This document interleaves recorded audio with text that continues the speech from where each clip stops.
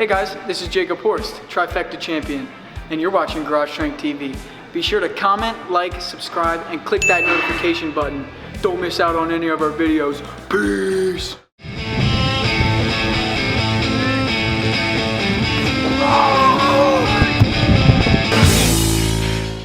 Alright everybody, here we are, Dane's platform. We're back with an episode interviewing without a camera Dane Marrone, the infamous secret assistant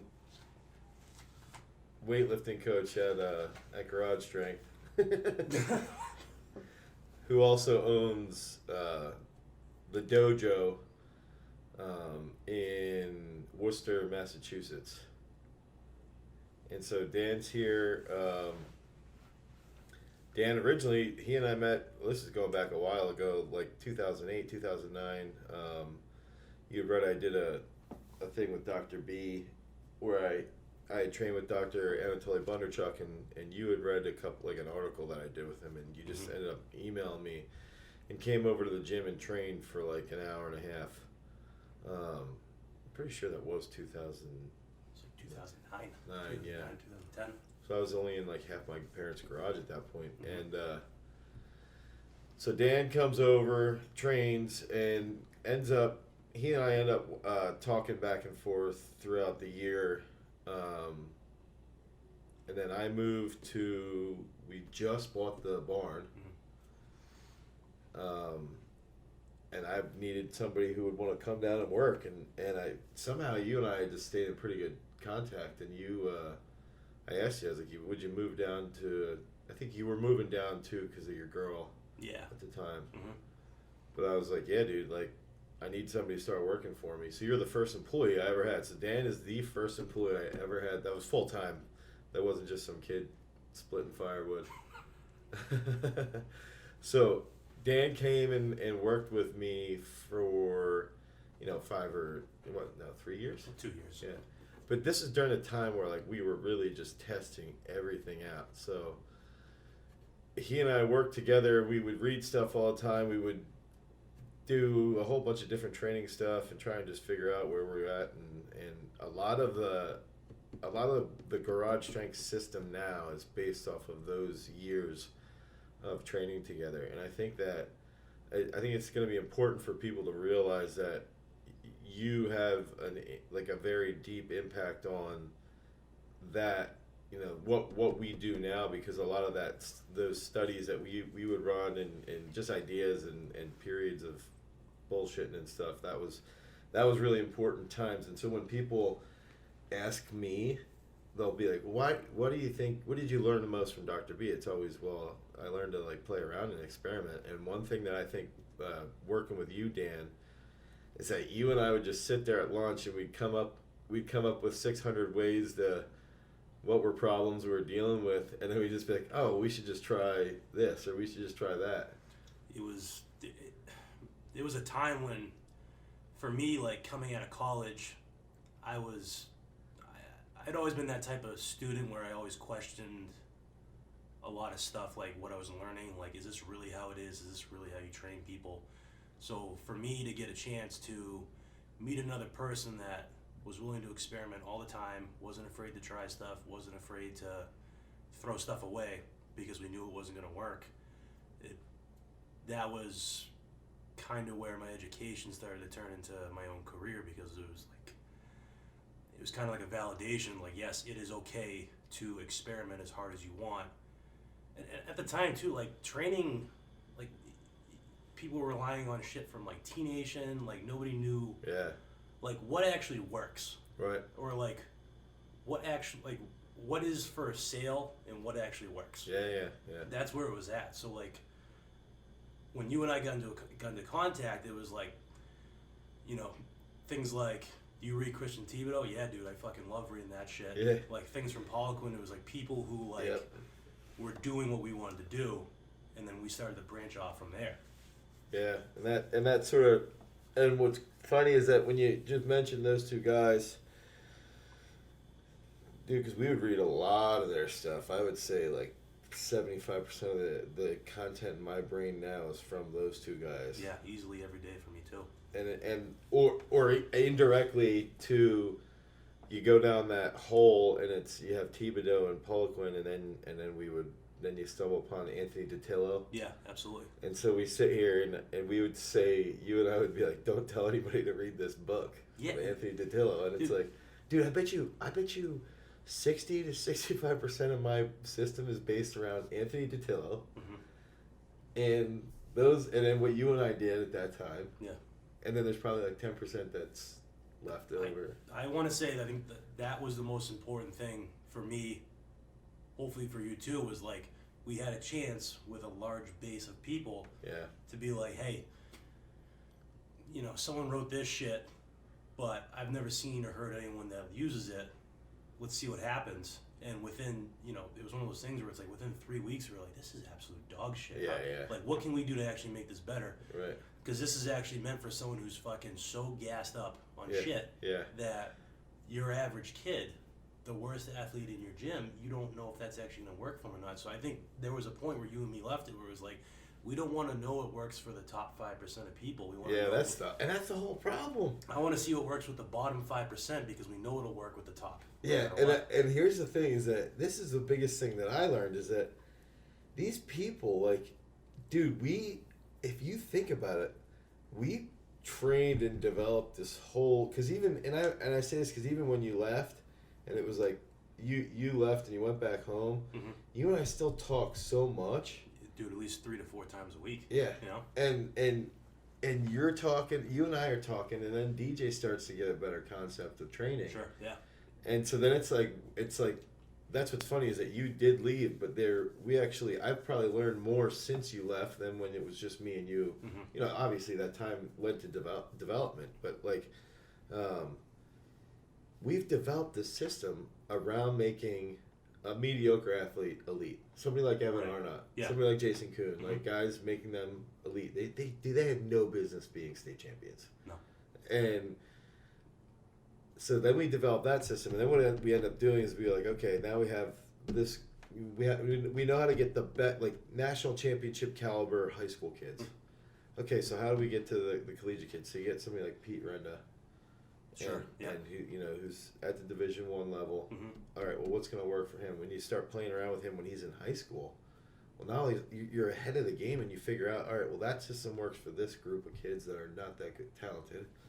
The next super talented kids, this is the system you build around, somebody like Pete, and you could just experiment on each level of kids, and now all of a sudden here we are. We have a full system that goes dude, we have state champs, national champs, you have all these collegiate football players, and it's like, but then we also have that bridge period, and then we also have world class athletes, and it's like, but it's all because of testing this stuff out when we were younger. A lot of these guys will read these fancy books and they get marketed to so well that they're running somebody's system, and they never tested it out to see reactions from people earlier on, and it's actually sort of sad because I just felt like we took it like we could read these real books from somebody like Thibodeau or Anthony DiTillo who's super strong back in the day. Yeah.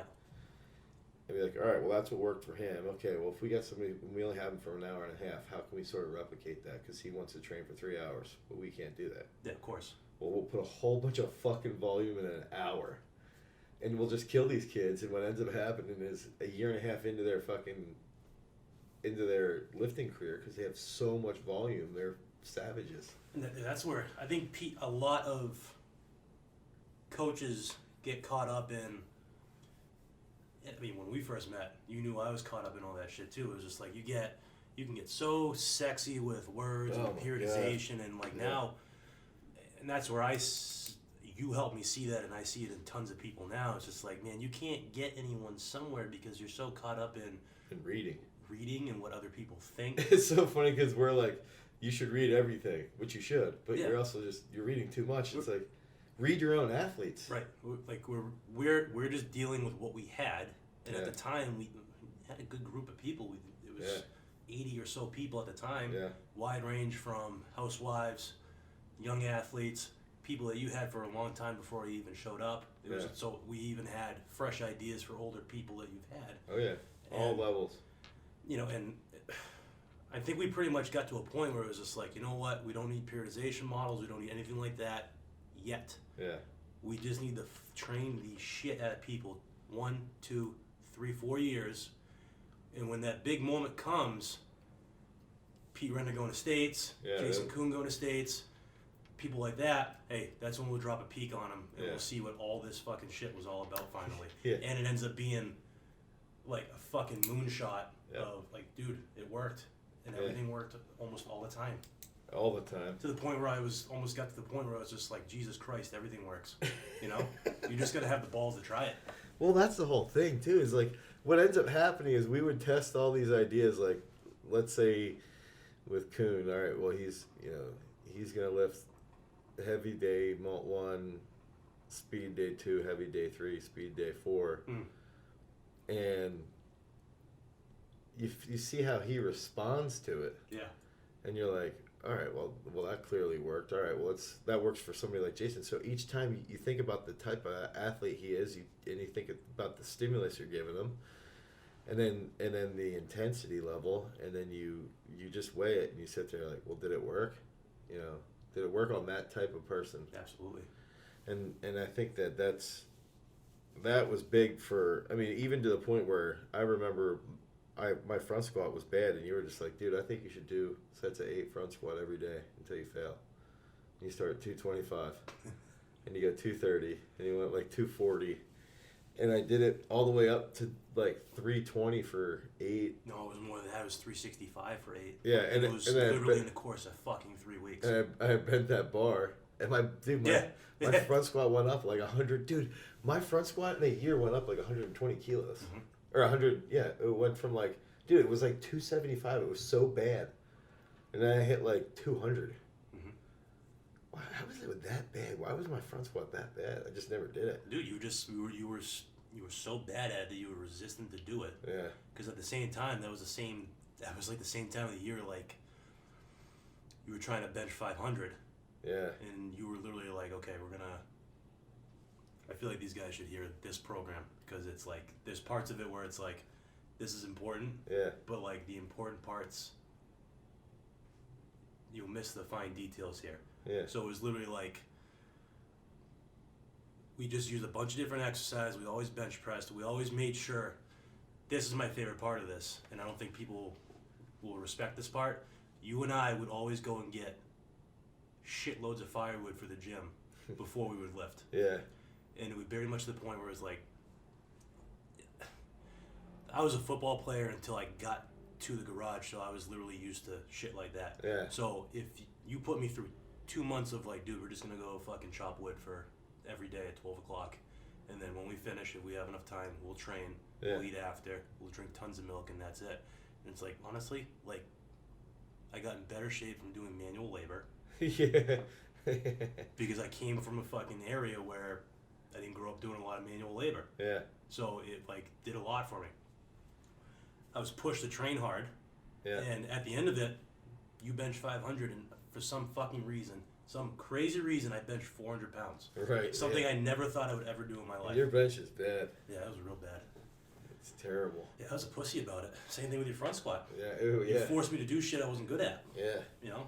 And I think that's the other thing too, is we forced a lot of people to do a lot of things they were bad at. Yeah. All the time. All the time. And then we'd be like, oh, you don't like single leg squats? Yeah, all fuck right. You, you're doing them. And now we're going to do sets of 15. Literally. You're not going to be able to walk.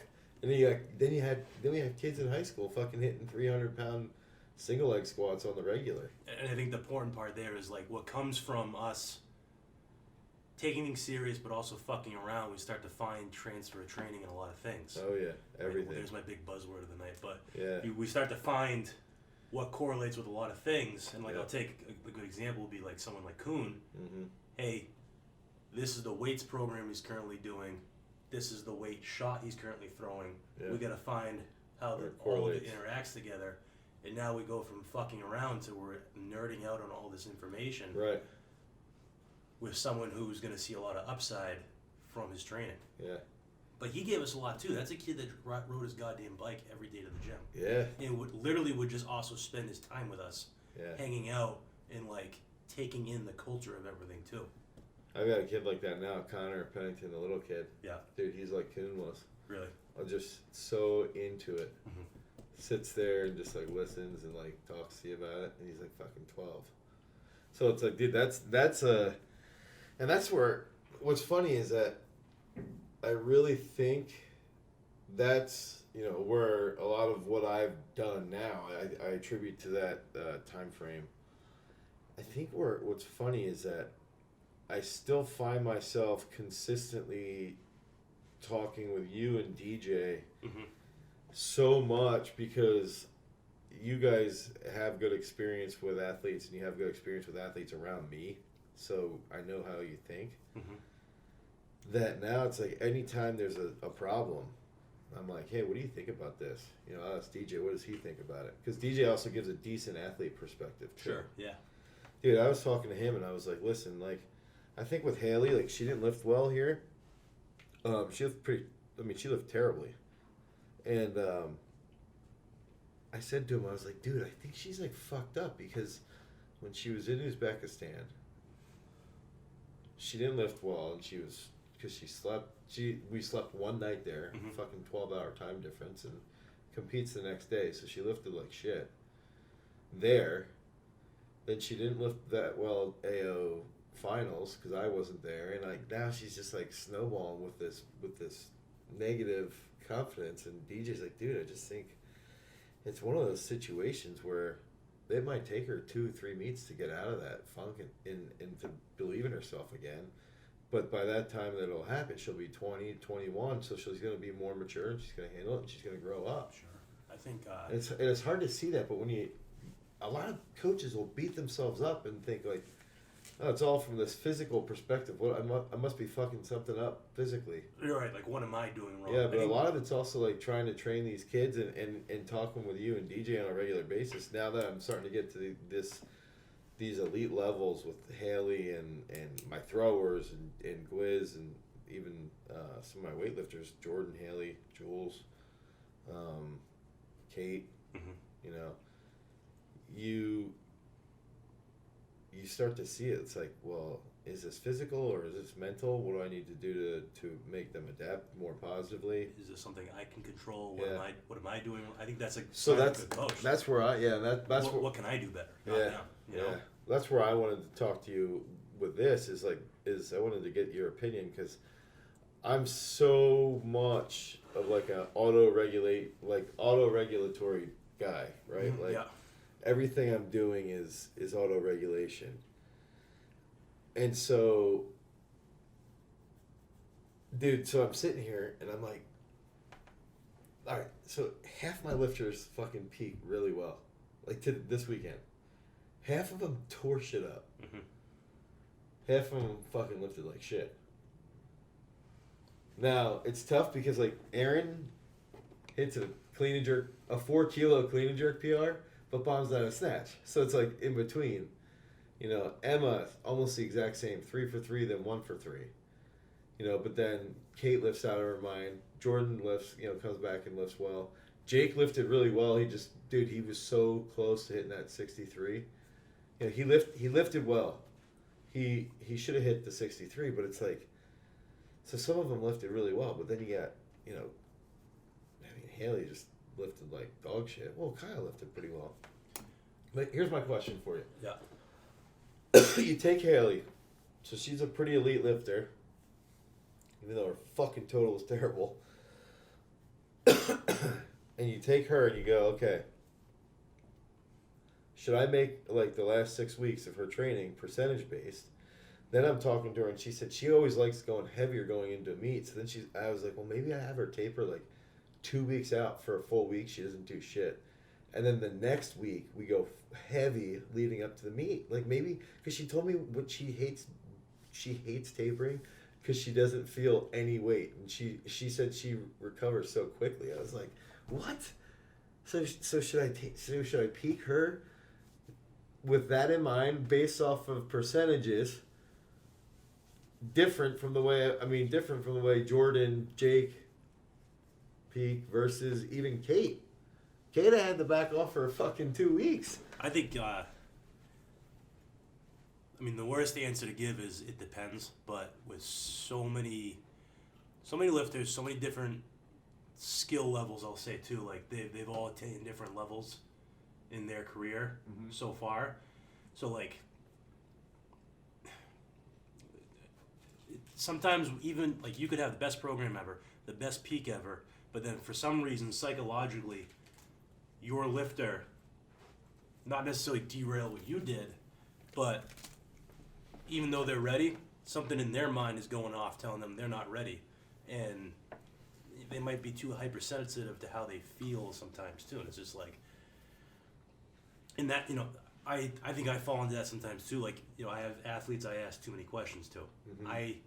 It's almost like I change who I am talking to every single one of my athletes. I talk to Chris a different way. I talk to Nugget a different way. I treat Austin completely different from everyone else. Yeah, but that's also a benefit because it's also good to cater towards each personality. That's why you're a coach. And I honestly, I think I program for the personality, It's really finding that fine line because, like, so I went over after Haley lifts like shit, dude. I was pissed. Yeah. And Kate's up next, and I fucking took my backpack and I threw it into the chairs. And Kate's sitting there, and I was like, "Are you guys ever gonna stop lifting like fucking babies? I'm sick and tired of you guys giving me no effort." Dude, and she like stared at me and she's like, "Oh my god, I didn't even lift yet." I was like, "Yeah." Well, I was like, I'm pissed about Haley. And she's like, "I know." Like, she like laughed. But then afterwards she was like, "You know, Haley and I always talk that you never yell at us." She's like, "You always yell at everybody else, but you don't yell at us." Dude, maybe they need me to yell at them because fucking Kate lifted pretty well. And Haley, I'm going to fucking start yelling at her because it's like I let her get away with not wanting to go heavy sometimes, which is fine. But on her squats, if we're going light in her clean and jerks, just working technical stuff, she has done a really good job with her footwork and her snatch lately. I will say that. So she's getting more technically minded. If she's going to be more technically minded on the platform list, she's got to push her squats a little bit more, you know, get a little bit more strength. Her strength's good, but it's not amazing. If she wants to be like clean and jerking 104 kilos, she's got to be back squatting like 125 or 128. Yeah, and I think there comes a point too where like, as a lifter, you have to be technical first, and then after that you get as strong as you want after that. Yeah. But there's gonna come a time too where like you have no auto regulation, no peak, no nothing. When it gets down to it, when you actually have to compete and maybe throw a weight on the bar that you haven't done before, or hey, like you guys had an article the other day, you don't need big weights in training, or like big weights in training isn't a good. It's not going to be an indicator that you're going to come out and tear shit up on the platform. There's going to come a point where you need to just trust how technical you are. Trust what your coach is putting on the bar. Just fucking go out there and lift it. It'll be fine. It's just some colored plates. Just perceive it as that. Dude, that's a good way to put it too. Especially when some of these kids have been in fucking situations already that like full-grown adults haven't seen before. You know, so like I could see that too. So that's my thing with Haley is it's like if she didn't know the colors, she would just lift the fucking weight. Right. But she sees it and like hesitates, and she like gets sick to her stomach right now.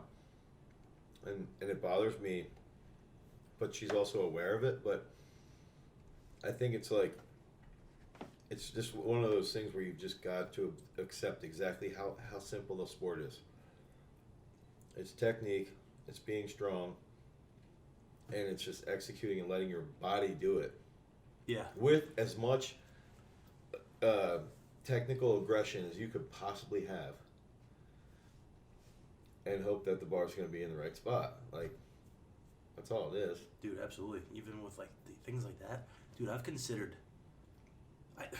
I remember when I used to lift. Granted, these were not big weights that are being lifted. However, whenever I got into a meet, I remember I would get so fucking jacked up. I could get on a level that I just couldn't get in training. Yeah. Like I just knew every time I was on a platform, I was just like, I wish I could fucking feel like this all the time. I worry sometimes that lifters lose that feeling. X amount of meets. Yeah. Juniors, junior nationals, isn't junior worlds. Yeah. The lights, Yeah. the allure, all this shit. It's just like this numbing like. It's flat. Yeah, flat. I mean, it's taken for granted. At 19, I've been to fucking 7 of these already. 100%, dude.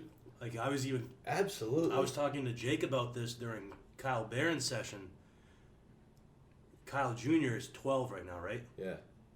He's literally about to be at 7 junior championships if he keeps lifting. And he's been at how many? I remember Kyle being, 2016 or 3 youth. at his first use. Yeah. Dude, he'll be at fucking 10 big meets by the time he's 19. The thing that's good with that though is that he'll look at it as just like another chance to like max out. He won't. Sure. Yeah. He'll be so far past the pressure point that it'll be like more of like a fun time. Mm-hmm. Dude, that's how CJ had like a year where he was like not in the sport, like just not get like you could see he was like stalling out a little bit, and then all of a sudden you realize like, dude, I can lift weights for fun. Mm-hmm. Like this is cool. This is fun again now. Yeah, absolutely. And he appreciates it more. He's still a little bit like maybe a little bit doesn't love it as much as he could, but he's like way more than he, and you can see it in his results, dude. He fucking hits huge numbers. I mean, like I said, I've never talked to CJ, never sat down with him, but I view him now versus a couple of years ago. It's like this kid's clearly, whoa. This kid's like clearly, he's made the transition from like this is a kid who lifts weights and really enjoys it. He's fucking good. To now like this kid's a fucking professional. Yes. And this might be the only professional we have in this country. Yeah. Like doing a fucking good job. Yeah. I was watching him warm up today. He and Harrison now, I think. Yeah, yes, absolutely. Yeah. I think the dude Harrison's fucking good. Oh yeah. And he's got tons of upside still. Mm-hmm. But these are kids that are mature now. Yeah. Understand that they're the best they could be in their sport. Still getting there too. Yeah. But they're professionals. Yeah. They're no different than anyone in the MLB, NBA, NFL, shit like that. Yeah. Like they come to work for it. Yeah. You know? Yep. And they know what's at stake Yeah, too. and so what's the problem that I'm seeing is that like, okay, so there's like that point where they're like trying to win world titles. Mm-hmm. Then there's like a group of younger kids that, and I worry that some of my athletes fall in here, is like they take it for granted that they're good at the sport. They're not as good as CJ or Harrison, and they just accept it that they're not freaks. And at the same time, they're like, well, I'm better than everybody else. I'm just like automatically better than them, so it's not a big deal. Sure, yeah. So then they get fucking they'll sit back and rest on their laurels, and then they get beat, or they're getting sniped by somebody random who's coming up the ranks, and then they sit there like, oh shit, do I really want to be in this sport? Do I really want to push myself? Do I really want to do I want to try and chase down somebody like Harrison, or do I want to make excuses? Not that anybody's likely to catch him, but like that's what you want to work towards. Right. So you're saying you're worried that some of these kids have reached a point that's they've been to so many of these big events and big meets. They've gotten all the USA gear. Everybody's got it here, and it's like like whatever. It's just another. It's just another junior Pan Am. Yeah. It's just another. Here we go, another trip. Sure. Yeah. So it's like it's like you got to be aware of a lot of that stuff can happen. And that's the thing where I see not necessarily wrong with weightlifting now, but like we coach weightlifting so much different than any other sport. Like you see football, it's all this rah-rah shit that gets people going, and they need it. They crave it. Like you coach your guys at Berks Catholic. Yep. I'm sure if you're not going ape shit every fucking day in that weight room with them, they're they're just not on the level with you then. Dude, if I'm leaving, they wouldn't want you there. Yeah. You know? Yeah.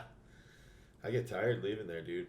So I feel like weightlifting, there's like you're trying to find that part. Like, how do I keep these kids fucking ripping at all times? I think weightlifting needs to be approached more like wrestling. Dude, sure, I'm being completely honest. Yeah. Like, I think if you look at the way Cale Sanderson structures his practices, I've seen his practice being set up where it's literally like a warm up that's like a fucking game. Like it's like game time warm ups. They're just like playing around doing stuff, and they sit down. This after like 5 to 10 minutes of playing. Mm-hmm. They sit down for 10 minutes and they write like technical aspects of the sport out that they're going to focus on. So they write that, and then their first 10 minutes on the mat, they're doing what they had written down, thinking about it. Dude, then they sit down and they fucking visualize it. They'll like sit and actually like visualize them taking those shots, and then they go back to practice, and that's like then they start to live wrestle and stuff. Like, right. So weightlifting, we could do that. Between snatch and clean and jerk, you could visualize. Sure. You know, but it's also, you still have to apply. So here's the other thing with wrestling is that because there's technical movement that also has to be very aggressive because you're moving another body. Yeah.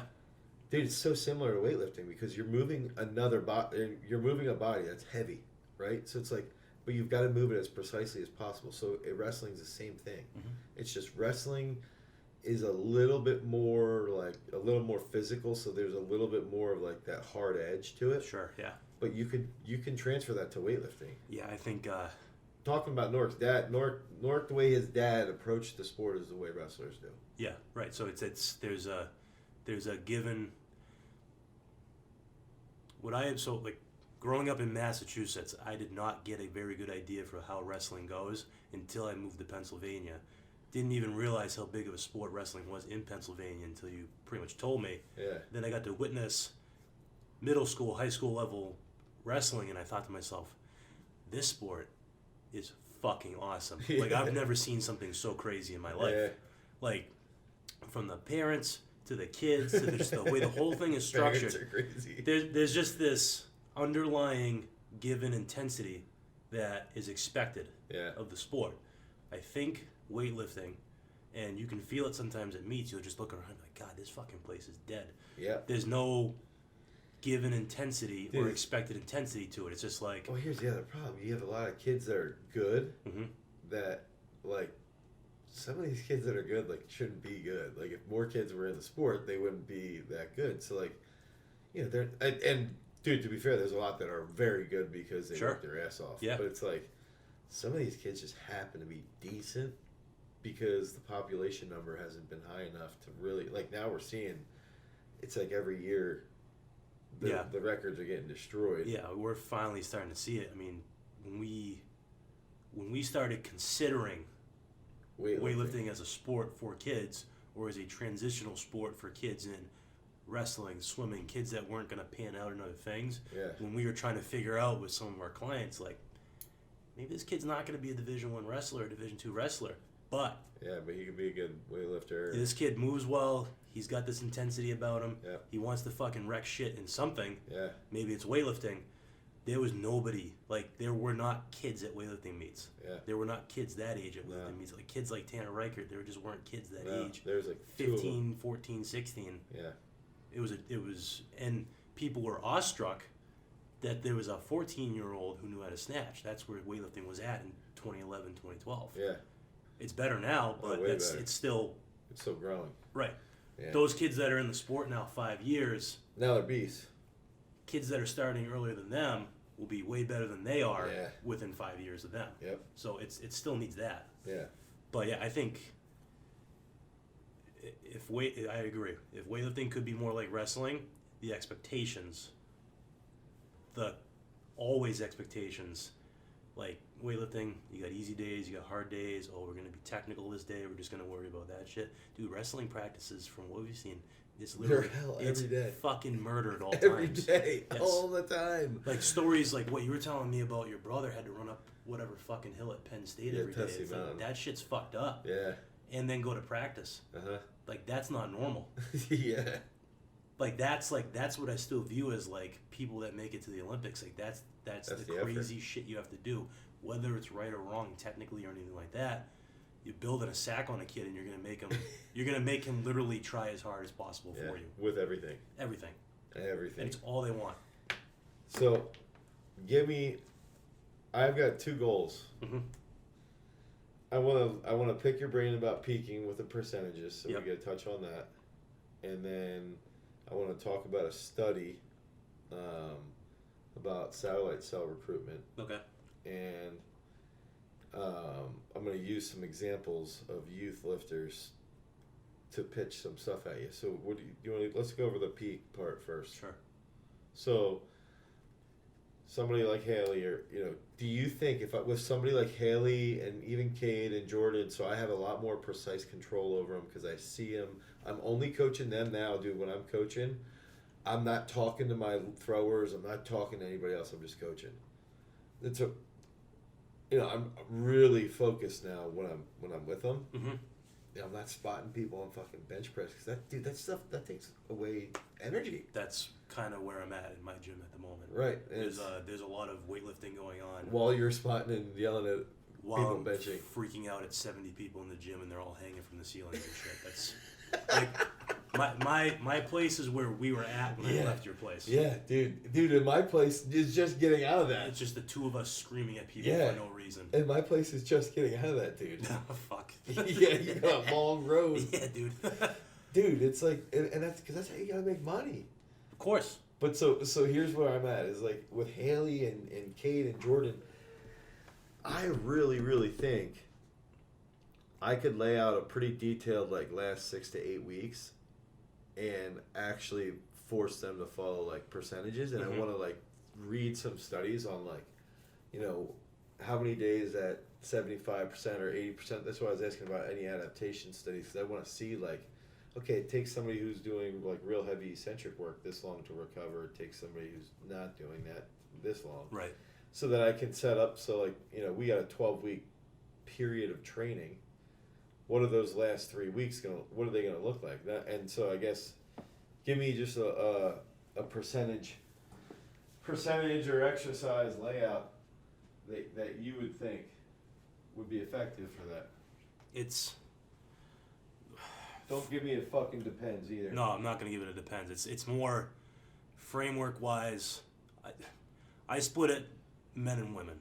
So I have periods where the men will go heavier for a shorter period of time, whereas like my women are 50-50, 50% volume, 50% intensity. I'll go like 3-week programs. I'm starting to notice like 4-week, 6-week shit is just a little too long, and it kind of bugs the control freak in me because I want to make sure that things feel or seem correct at all times, so I can make weekly changes in my 3-week blocks. So with my women, we're light. We're real light for about 3 weeks, and we're literally just being as technical as possible. I'm only giving them the exercises, the special strength for the specific weakness that's happening. I know they know how to lift. I'm going to give them exactly what I think they need to work on. We'll do that for 3 weeks, and then we'll go heavy for 3 weeks, and then we'll start over again, and we'll just keep flip-flopping. It sounds stupid and simple, but that's how we'll have girls during the light weeks are literally, I'll let them maybe play a little heavier on one Friday, and all of a sudden they're ripping out 102% in one of their lifts. It's happened probably 4 times since I've switched over to a system like this. The men are a little more finicky because I think women take direction so much better, and they don't want to let people down, and they just try so fucking hard. Whereas guys can be kind of bitchy about everything and super aggressive, overly analytical. So I got to split it kind of like they'll go heavier for a little bit, 2 weeks light, 3 weeks medium, 2 weeks peak, and then we got to start over. Because it's just, they want to burn out so bad. But I think adaptation-wise, you got to start there and then start to really like put guys and girls in certain programs after you got to break them up, Yeah. You might have 20 lifters and 20 different fucking systems. That's the hard part. That's the crazy part, and I think that's one of the most important things I learned from you talking about Dr. B. Yeah. It's like, man, you might have 3 athletes, and those 3 athletes branch off into 15 because it's really that vast and important, Well, the thing is like, what's cool now is that all the programs are going to be like, the principles are going to be almost like this, where it's like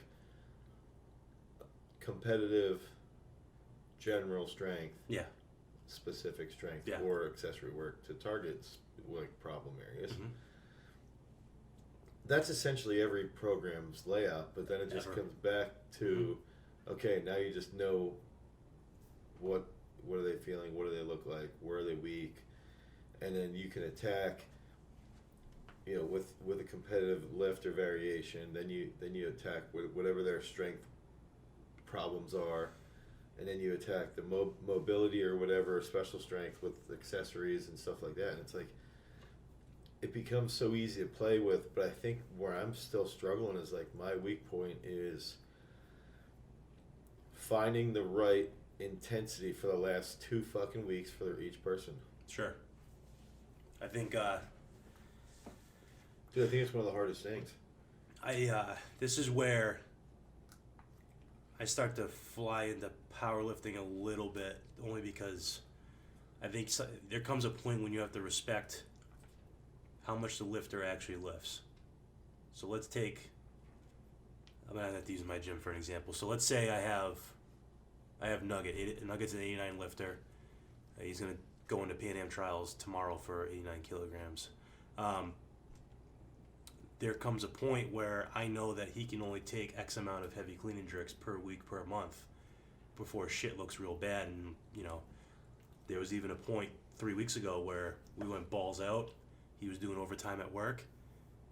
Hit fucking PRs across the board on a Friday. Saturday morning, what happens? Fucking guy gets the flu. Oh, shit. Catches the flu. It was just too much, Mm-hmm. right?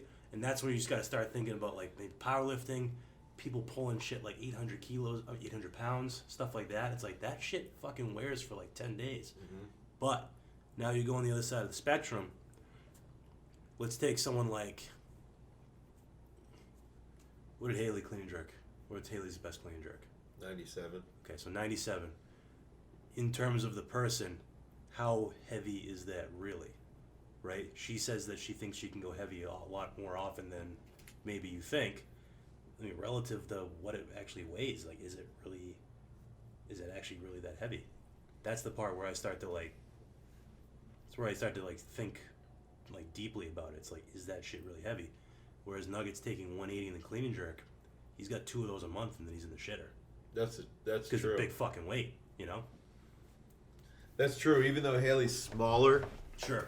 it's only 97 kilos. Like 97 kilos, and even though she is small, Yep. she can still handle that beating because it's not 180. Right. You know. Right, and I think that's the part is where it's like, is it a percentage of their body weight? Is it really like, literally like, what does the barbell weigh? It doesn't matter what the person is. But again, I have a super heavyweight kid that he can go very heavy with a small amount of volume and make progress, but as soon as you throw him a legitimate weightlifting program, He's done. he's done. Mentally, physically, he can't fucking do it. You can't give him 8 sets of 2. It can't happen. You can't give him 4 sets of 2. You just gotta fucking give him a bunch of different weights and he's just enjoying himself and having fun. I think that's maturity too, but Yeah.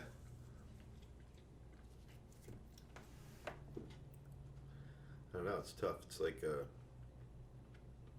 never-ending. I just, part of me thinks for peaking, I need to be more scientific. I need to like Sure. and not even if it would be like. Here's where I feel. This is what I'm feeling. mm-hmm. We've laid out templates for fucking everything that you could ever imagine. You know, every lifts, weak points for people's lifts, sports, football, wrestling, baseball, basketball, whatever. You name it, we've designed programs for it. But we've never laid out, and how I was laid out that day of training, you know, competitive, Mm-hmm. general strength, special strength. We never sat down and we're like, okay, here's 14 days leading up. Dudes do this for 14 days. Mm-hmm.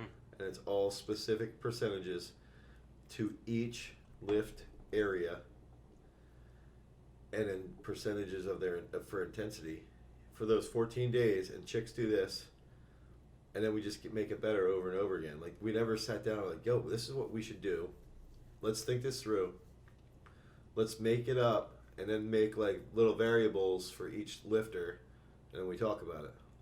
Like, Yeah. that's what we should do. Yeah, and I think there comes a point though where like you have so many programs too, where it's like you almost, when things become too easy program wise, because you've gotten so good at it. Yeah. Now all of a sudden you get lost in the details, and you've now changed so many variables over so many times, months, years, that you're like, Jesus Christ, like, I know this had worked, but this had also worked. Yeah, and you're like, fuck. You're like, I've used so much shit on these kids, I don't even know, not that I don't even know it works anymore, but you're almost back to the point where you're just like, everything might work still. Yeah. You know? Yeah. But peaking wise, you and me never got there because we were still hammering everything else at the time. Yeah. It was, like I said, we were just never there. You had gotten there with the throwers by the time I left. Right. For sure, because you had them every fucking time. Oh, they'd always peak, yeah. Yeah. I mean, they still, my throwers, I'm the best with my throwers. They peak very well. It's so easy with throwers, dude. It's so easy with throwers. Mm-hmm. It's easy because you can see, dude, I mastered this, like with Sam. I backed off of him for 2 weeks, and he looked phenomenal, dude. Because you got to remember, again, like what we just said, this is a guy who's jerking 220. You know, he's back squatting fucking 272 for double. Right, it's big weights all day, all the time. He's benching 440, and then he's also benching, 143 for 5 sets of 5 timed at 4 seconds a clip. 4 seconds for 5 sets of 5, 4.5 second sets. Absolutely. So he's doing that all the time. So for him to back off, so when he threw the world lead indoors in the discus, 6360, we backed off. We were doing clusters. This is how well he handles volume, though. We were doing cluster back squats, 7 doubles every 30 seconds. Okay? His last week, we dropped from 7 doubles every 30 seconds. We dropped down to 4. And he did 2 sets at like, he did 2 sets at like 210. Mm-hmm. And then his last 2 sets were 245. Like, do a set of 2, rest 30 seconds, do another set of 2. And that's all we backed off. We went from like 7 sets of 2 at like 220. And he still threw far, but it's like, it's cool because with the throwers, you can really play around and see. And if throughout the year I can really prep them with adapting to heavyweight, see, that's the thing, dude, is this is what I think, and this is what I see with the throwing movement, is that, like, because throughout the year we do lift pretty heavy, I try and get them to lift pretty fast, like Thursdays and Fridays, more like technical speed stuff. Sure, yeah. They get so in tune with how they feel with really heavy weight, and then how they feel when they're doing like speed work, that when I back off, so then they start to value a lot of that speed work feeling, and then we're getting these direct readings of their times in the bench press for sets of 5. We're getting fucking feedback on triple behind the neck jerks timed.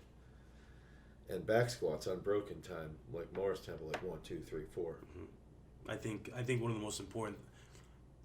It was never the weightlifting. It was never the wrestling. It was whenever I got to observe you going in with any of the throwing movements, any of the implements. The biggest thing I took out of the sport of throwing and putting it into the rest of sports training in general was just use common sense. Yeah. Right? Like, if I'm hammering this right now, there's no way that this implement's going to move. There's no way that this athlete's going to be able to throw this thing that far. Right. It's just not possible. It's so far on the other spectrum. Yeah. But at this time of the year, this is how it needs to be. So when it comes May, April, they will throw far enough. So I think in answering everything about peaking, I want to throw this back to you as a question. Fucking asshole move, but you're giving the throwers enough work throughout the year to earn a peak? Are the weightlifters doing enough work to earn a peak? It's fucked up, right? Well, the thing is that you have to remember is that, and I need to remember this, is this, dude. My throwers will go outside. They'll take 30 throws. Yeah. And they'll take 30 throws with a 20-pound shot at, a 2.5 kilo discus, heavy implements. And then they come in and they'll do an hour and 20 minutes, hour and 30 minutes of lifting pretty fucking hard. Mm-hmm. And if you think about it, they're always peaking well. My weightlifters are training the exact same time frame in the weight room as the throwers, but the throwers have that extra volume from throwing. Yeah. So maybe it's my weightlifters need more volume, you know, and a lot of that, what I was thinking even with that was, you know, Emma's complaining that she could barely feel her legs. Haley was saying the same thing.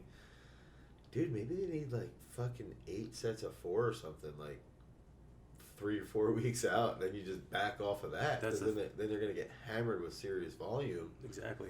So, I mean, you could flip-flop 3 weeks off and on where you're like, dude, we're going to do a shitload of work, an uncomfortable amount of work. Don't worry, the next 3 weeks, though, that shit'll come back. Your body's going to start moving. You're going to find all that speed you've been looking for. Your legs will be there. yeah. That's almost what I'm thinking is your throwers are outworking your weightlifters right now. Yeah. Right? Yeah. They could be doing so much fucking more. They think they're not. They think they're probably doing enough. Yeah. That might be it. And then when it's time to peak, the peak actually works the way it needs to. Yeah. And it works more streamlined across the board.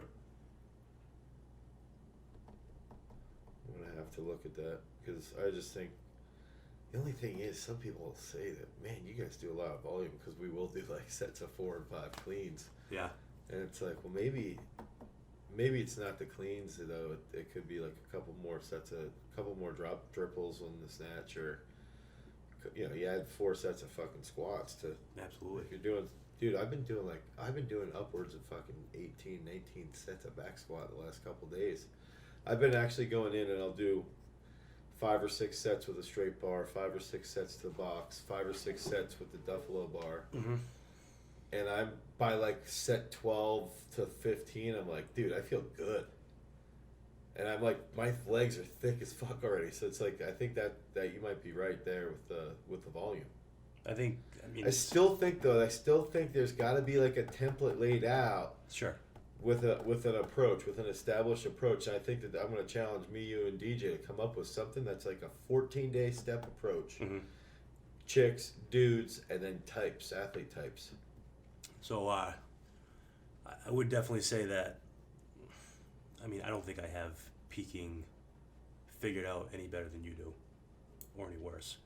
But I think it comes a point where it's just like, I think there's got to be a common sense component to it. Yeah. You're going to be like, dude, this far out, we got to do this much. And then a week out, like, we got to cut it to the point where it's like, you have no reason not to recover and come back around.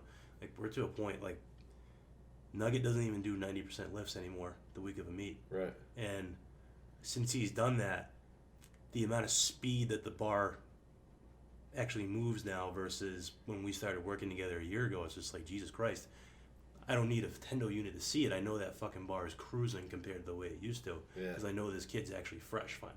Yeah. You know? But, like I said, it's got to be enough to get there But first. go back. I see that with dudes. I don't see it as much with the chicks. That's my problem. No, I think they need a ton of work at all times. Yeah. It's like they crave it. And Yeah. as soon as you take it away. Dude, volume's a scary word to a lot of people. Yeah. You start using the word volume, lifters get all fucked up in the head. Yeah. Like, they'll even, like, hashtag it on their IGs and shit. Like, oh, we're in a volume phase. It's like, dude, you did 4 triples. Yeah, that's not volume. Fuck off. You did not do that much. Yeah. We're doing 7 triples, dude. 7 or 8 triples. Yes. Then and here's what else, like, I'm trying to figure out. I think I do a good job with this. Is that I'll figure out times that we need to go a little bit heavy, Mm-hmm. but still need technical work. We've been playing around with waves. So if you go like 3-2-1, 3-2-1, 3-2-1, 3-2-1. Sure, yeah. You're getting shit tons of volume, but you're also ramping up and you're hitting heavier weights. So, and then you're dropping back down, and so your body actually remembers the technique a little bit better because it you know, 3, a triple, a double, and a single, and you have the next set you can potentially do a triple at a little bit higher weight, and it's Yes. like you're confusing your body so well with waves at that time of the program, and it's like I think that typically can be a bridge into a peak. Hell yeah. You know, especially if somebody's a technical lifter. There's been times where we've used a 3-2-1, 2 to 3 waves. That's a fuckload of sets at very appreciable weights. 1-4, 1-3, those numbers.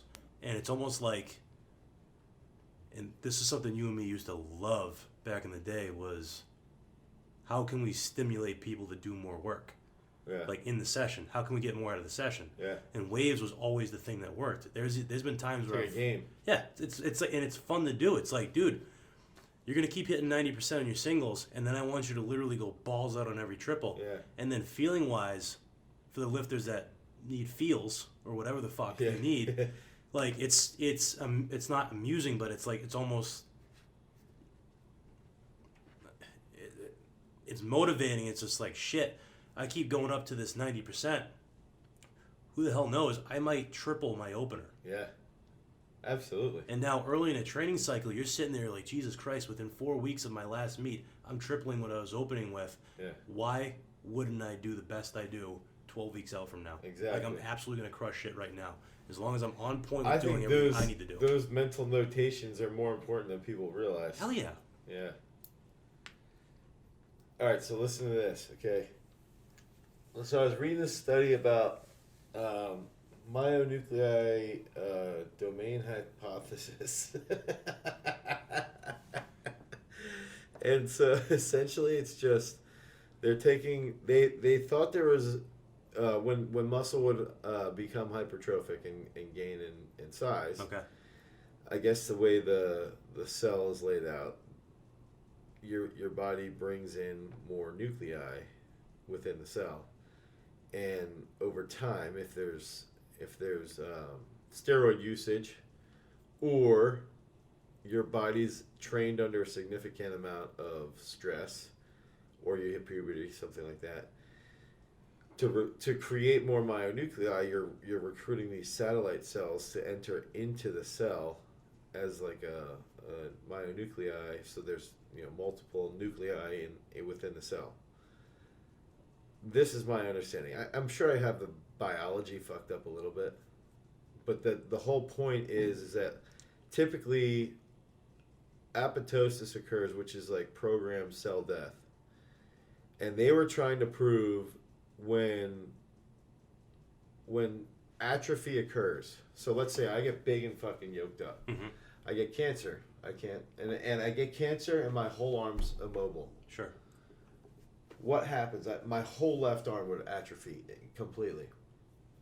So when they studied this, the myonuclei domain hypothesis was to see, like, basically what happens is does apoptosis occur, which is basically like the cells die. It's a programmed die off. So they literally just die. Mm-hmm. Or does it not happen?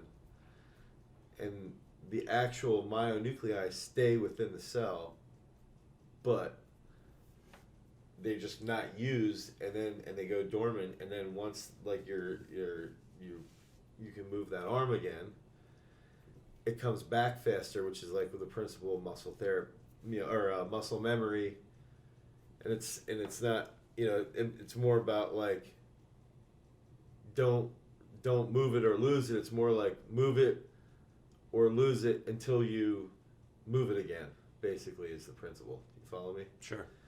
So, okay, that took too long to explain, but let me keep going here. So what I'm seeing now is that, like, we're not using steroids in our country, right? So we're not, at least the legal lifters are not on gas.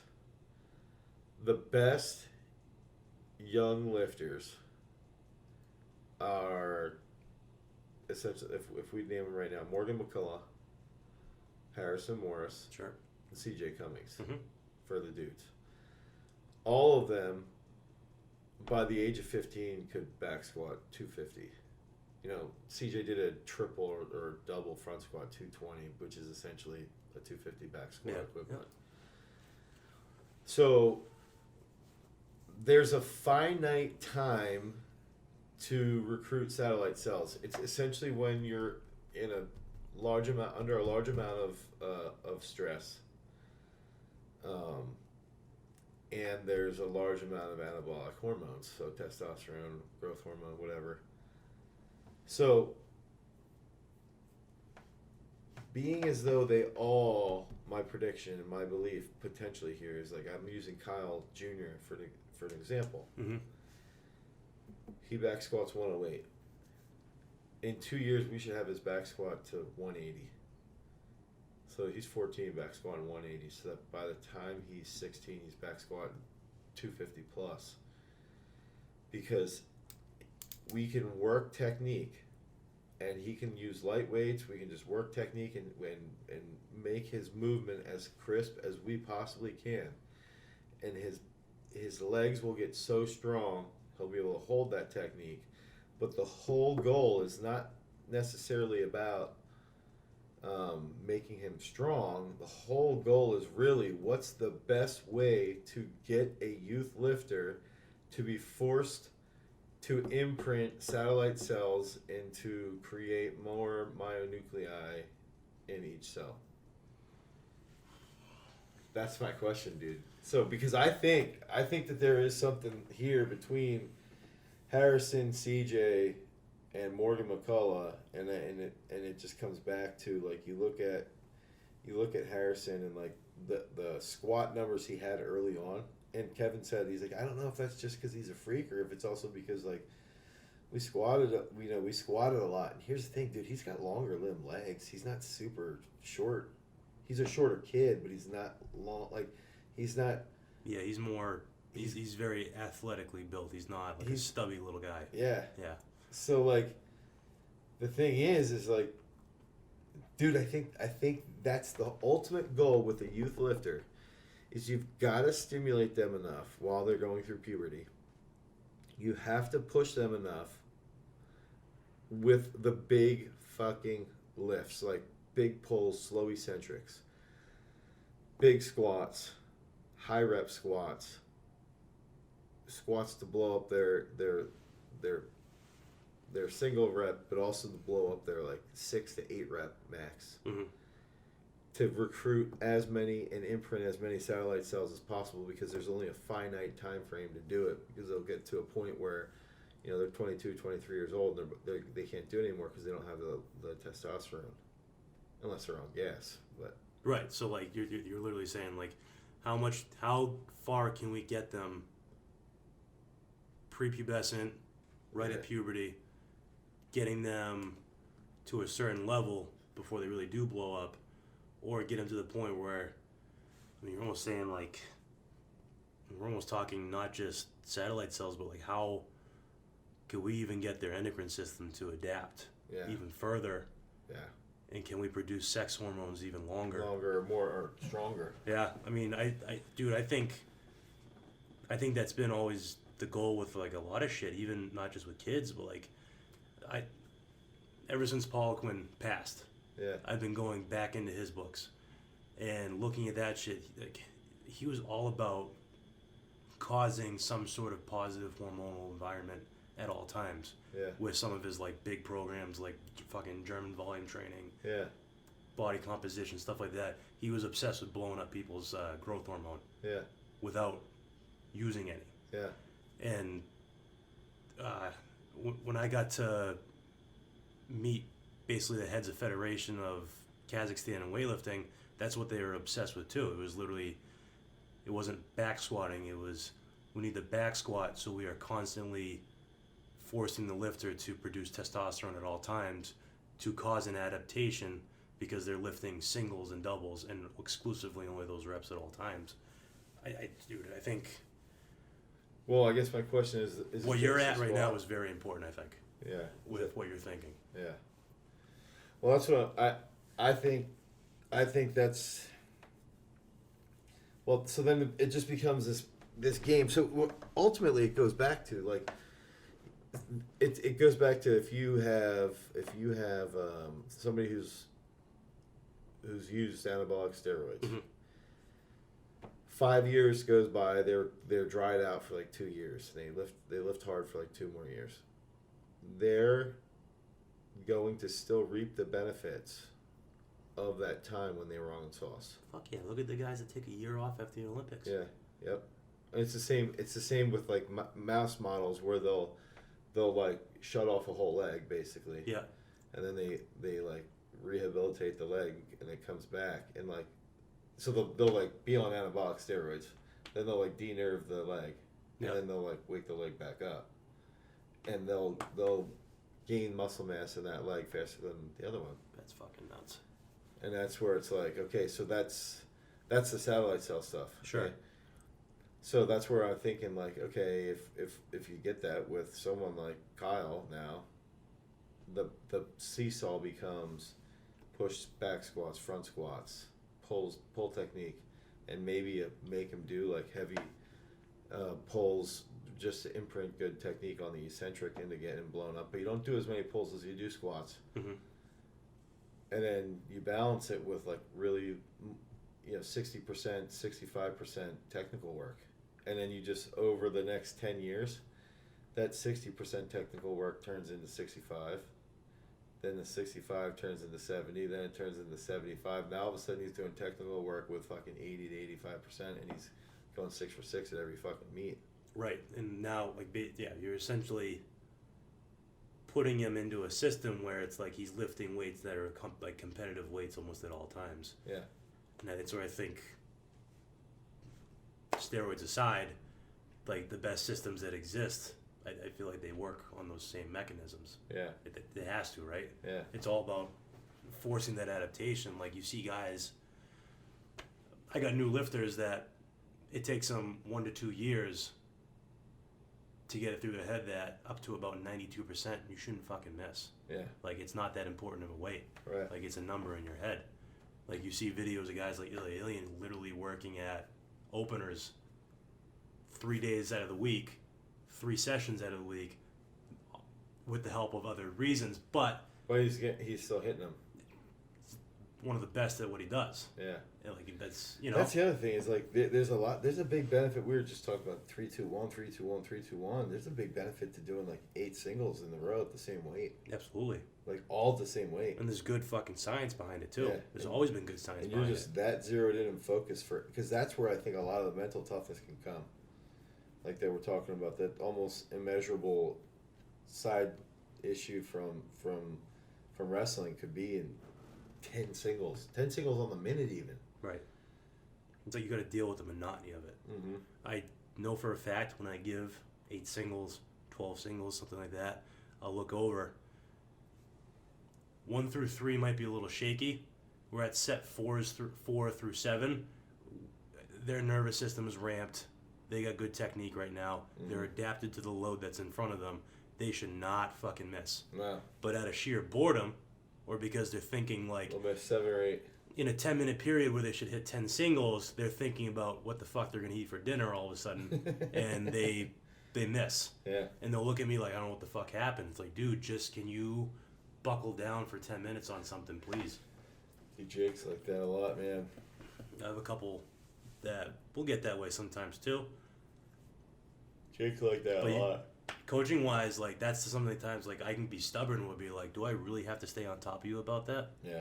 After X amount of years, and then you're like, well, yeah, I'm the coach. I guess so. You know? See, the thing with Jake is that there's times now when I get on him about stuff like that, he just gets pissy. Dude, there's stuff with his jerk. I knew it was going to be his jerk. I knew he was going to miss his fucking jerk because his squats have gotten better. His pulls still aren't great, but his squats have gotten better, so he can let 163 crash on him and he'll still grind the fuck out of the clean. But dude, I knew his jerks were going to be forward because everything he's been doing. Dip, forward, dive. Dip, forward, dive. And I'll yell at him to pause in the split. I'll yell at him to fucking, you should be pausing. You should be hitting these positions better. But he can't stay focused. Right, and the crazy thing, like, dude, I'll fucking throw Jake out right now because I just talked to him a couple hours ago. He was blaming 163 on his legs. Yeah. And it's like, dude, this is where we were at when we were in Las Vegas having the same conversation where you and me were literally slapping him in the face. When are you going to finally deal with the fact that it's not your legs? Your legs are always going to get stronger no matter what. Yeah. Like, you're out there hitting... Dude, his back squat's so much better now. You're out there hitting 4 cleans, you're hitting 3 cleans, you're hitting 3+1s, 2+1s. I even told him today, I was just like, dude, maybe instead of worrying about squats, just keep juicing up your 2+1. Dude, I tell him that all the time. Like, dude, if you're hitting triples at 150 cleans, hey, guess what? Your legs are getting strong as fuck. That's just like a triple fucking front squat at 150. And that, dude, now we're now we're doing 3 sets there. Dude, we're literally full circle again talking about transfer training. If you want to get good at cleans, go fucking clean. Yeah. And whatever's deficient in the lift, go fix that part too. Yeah. And then 1 and 3. As you keep going, 3 pulls and a clean. Maybe your front squats and back squats need to come up a little bit, but it's just like, Jesus Christ. He said he was about 30 kilos above in his back squat where he was trying to clean and jerk. Yeah. If he was as technically proficient as he needed to be yesterday, he would hit that lift. Absolutely. It's more than enough. Yeah. He doesn't have to squat 250 no. at 67. Nope. Jesus. I'm trying to think, what would that be? What would that be if he did? If 163 is best is 190, what's that? 30K above. What's the percentage on that? I'd say it's probably about, Let me see my phone. maybe about 85%, 80%. You can use that then, by the way. Thanks.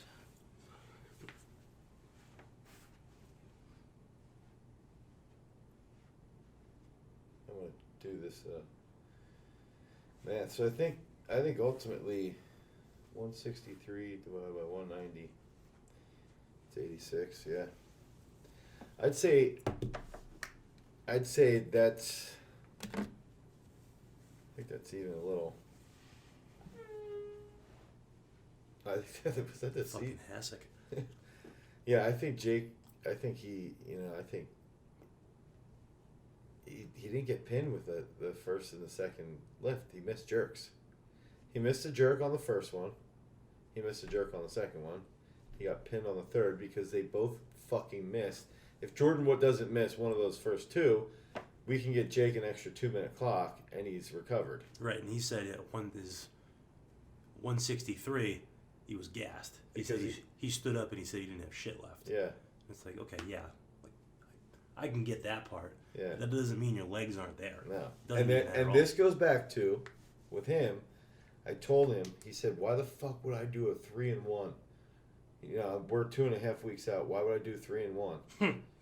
I said, dude, because if we're in the back and you got to take more warm-ups, I need you to have some fucking legs in you after 25 reps of clean and jerk, not after 16 reps of clean and jerk. Sure, because yeah. if we get into that 17 rep, 18 rep time frame or rep range, because the meat's going slow or whatever, now all of a sudden we get over 18 reps and you're getting smoked. You can't put any power out because you had no volume 3 weeks prior. Sure, absolutely. They don't see that though. So it's like, fuck, man, you got to give me better effort on your 3-1. You can't take 3-1 at 15. You want to clean jerk, dude? You want to clean jerk 163? You want to hit a 3-1 at? You hit a 3-1 at 150 in a minute. That will equal a fucking 163. I guarantee you. And even conditioning wise too, right? Like, so think about like, not just 3+1, 4+1s, X amount of weeks out, and making sure we have enough conditioning for a shitty 2-minute clock at a big fucking weight, in a weight that it's not just a big weight. There's a lot riding on that big weight. I think if you ask any of my lifters, ask them tomorrow how belligerent I'll get during training, where I'm just like, can you guys move your fucking asses? You have 9 sets of clean and jerks right now, and it's taking you 45 minutes to complete it. I wanted you done in 15 minutes. Yeah.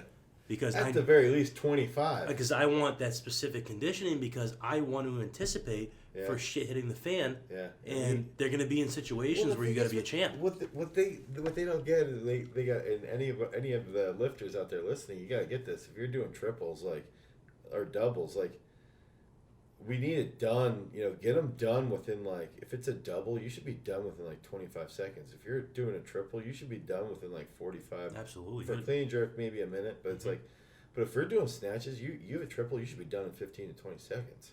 The thing is, it's that first week or two, you're going to feel like shit. And then all of a sudden, you're going to hit those triples fast and more controlled and more precise. Yeah, and absolutely. they're going to be done. Because when they're done in a quicker time frame, the movement is more precise. And the fucking catch is tighter and much more stable because you are much more aware of moving that weight very, very quickly. And the quicker you move it, the tighter those positions have to be. Mm-hmm. That's what you've got to realize with triples. I think that's But important even too. the time part. Now, Just not that you have to absolutely, have it, but having an idea. And now, like, think like general training, like going into fucking exercise science classes and shit. People were like, you know, if you're ever hitting singles in training, you're doing 90% lifts, you should be resting like 5 minutes. People would say crazy shit like 8 minutes, something like What? that. Yeah, like things that you're just like, in terms of weightlifting, I could not even. I mean, I'm 32 years old, so just take that into account. But if I'm gonna sit there for 5 minutes in between snatches and it's not a competition, I'm gonna die. Like, I'm walking up to that bar and everything's gonna snap in my body. Well, So when we're getting into a competitive period where guys are hitting singles and shit, and now they're taking longer and longer, it's like, dude, if you ever think of a cold day in the garage back in the old place. oh yeah, Let's say we're taking 5 minutes in between taking singles versus taking triples. you're done. After the first single, where did that warm up even go? It's gone. Yeah. Your nervous system's absolute shit. You can't move anything. Yeah. That's where I see people mess up a lot too when taking too long in training. Yeah. It's like, dude, you're hitting singles in the snatch. How heavy is that bar really? Right. When you can squat maybe 100 kilos more, clean and jerk 50 kilos more than that. Your body's not perceiving this much as The exertion. hard work, Yeah. right? So like once you're hitting singles, you gotta go. Yeah. Like you gotta go. Minute, maybe 90 seconds sometimes. Yeah, 90 seconds. Just hit but- that shit. Yeah, you go. I think 90 seconds. Well, the thing is, science will even tell you like 90 seconds to 2 minutes is plenty of time, and 90 seconds is going to make you more technical. Absolutely. We were warming up today. Chris was warming up with Kyle. Yeah. Chris was in a position where his snatches went kind of iffy. He was in clean and jerks. The clock got a little weird. We weren't sure where he was going to open, if we were going to have a few bumps or not. He was the first guy out. He literally, on the minute, probably closer to 45 seconds, hit all his warm-ups in between sets. He was out, smoked his fucking opener, and had a better clean and jerk session moving faster than he did in the snatch. Because it was just a rhythm. He was ready to go. He was Yeah. fine. And he was in a rhythm, and his body was ready for big weights because he was finally warm, Yeah. you know? Yeah, it was like a sit and wait. All right, I'm ready, but now I got to wait. You Yeah. know? Or even like warming up, like I'm going to hit a weight, I'm going to sit here for 3 minutes. Yeah. It's like I just never see it working Yeah. or panning out. It's almost like in warm-ups, you just hold off longer and longer and longer. Yeah, absolutely. All right, I'm going to stop recording this, Dan. Thanks for the bullshit fest. Thank you. Dane's platform. Peace.